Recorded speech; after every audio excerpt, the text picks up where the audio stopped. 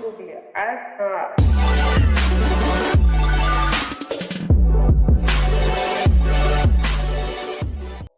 Hey, what's going on, guys? It is the SMT. Thanks for tuning in to watch this edition of the SMT YouTube channel. Today we talk carrier performance at the big game.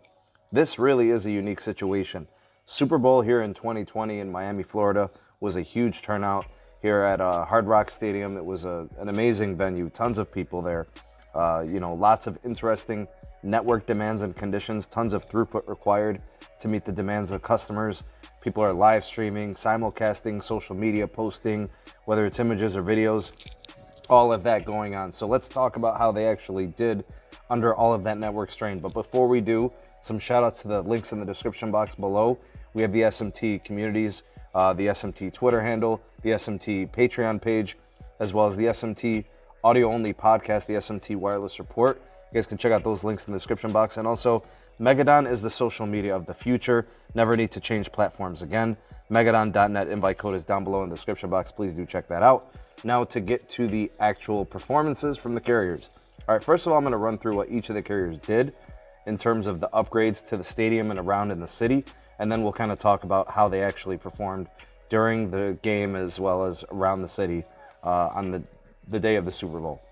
All right, so let's start first with AT&T and what they did. AT&T actually went ahead and upgraded their DAS for 5G and also for Band 14 support. What it gave them was a 300% increase in capacity. They also utilized 6 cells on wheels or cows. In Miami, they also did DAS at 29 different locations.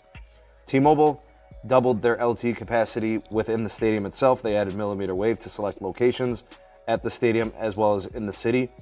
Sprint deployed what they're calling split mode, which is for LTE and 5G within the stadium, and they included 1800 plus antenna DAS to handle LTE while 5G ran over massive MIMO tech. And they also did this around the city, so bravo to Sprint. Well done there. They did a very good job of that. Verizon installed 5G nodes at venues, added capacity to 280 plus sites, including 30 in-building solutions, and of course, all of this on top of the 2 years of improvements that they've done within Miami and the stadium itself. Anyways, in terms of ranking them for speed, Verizon came in number 1 in mean download speed, T-Mobile at number 2, Sprint number 3, and AT&T number 4. You guys can see how they ranked there in that image. You'll see mean upload. Looks like T-Mobile took the cake, number 1, Verizon number 2, AT&T at 3, and then Sprint at 4. Latency measured in milliseconds, T-Mobile number 1, AT&T 2, Sprint 3, and Verizon number 4.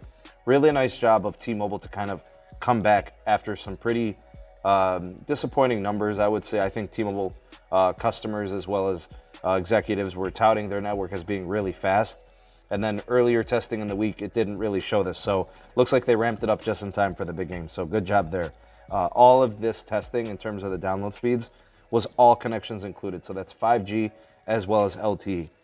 Now, in terms of the 5G only testing, here's how that data looked. For 5G only from the download speeds, Verizon, then T-Mobile, then Sprint. For upload, it was T-Mobile, then Sprint, then Verizon. So kind of, some switching of places there. Latency, Sprint came in at number 1, T-Mobile, then Verizon. So a nice job of Sprint to show what they could do with latency, as well as what T-Mobile can do with upload. Very nice job there. Now, in terms of good coverage, measure of usable service, Verizon came in with a ranking of 97.7, T-Mobile 97.2. Very, very close there, so a good job of both of those carriers. AT&T 94.2, and then Sprint 92.5. So here's kind of my takeaway from all of these numbers. I think the best performing carrier overall, at least the numbers are proving, and this is all based on Ookla data, all these numbers. I think Verizon takes the cake. Overall, the best carrier, the best performer at the Super Bowl venue. They had the capacity, they had the speeds, and they had the consistency. I think Verizon, clearly was number 1, but I think T-Mobile was a very competitive number 2. They had a great comeback based on what was happening earlier in the week. Their uploads were fantastic. I don't think their low band actually did much for them, in my personal opinion. I think what they did was they added some millimeter wave that actually helped their network performance. T-Mobile's not stupid.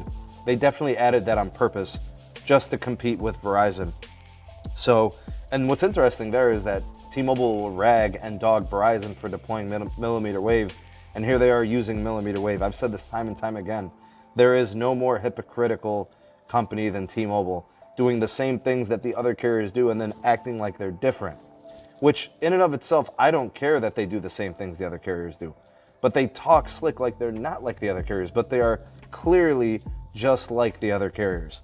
So, anyways, number 3, I think Sprint, with their 5G and their upgrades for 5G, that seemed very good. LTE seemed to kind of be an afterthought. More of their upgrades seem to be focused on 5G, which is fine.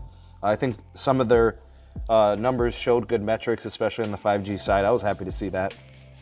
And then kind of my disappointment, number 4, AT&T. It seemed like they were the biggest letdown.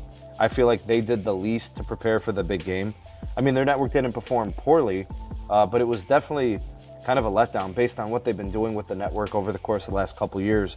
But clearly they're focused on just future usage and long-term usage. It really was not about, them preparing for a big game. Focused on Band 14, focused on long-term performance and upgrades, not just for the Super Bowl. So that's kind of my takeaway. I'd love to hear what you guys have to say. I really felt that Verizon did a great job. They always do that. They flex.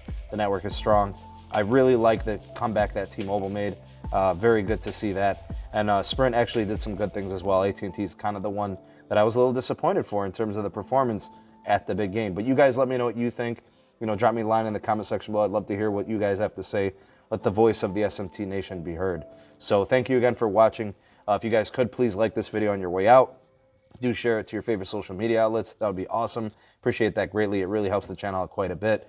And of course, if you want more, there's some other videos here that I'll put some end screens for, and you guys can watch those as well as throughout the video. I put some of those. And, if you haven't done so already, go ahead and subscribe and hit that notification bell so you never miss an upload from the SMT. And hopefully we'll see you on the next video. That's it for this one. You guys take it easy, and we'll see you on the next video. Peace.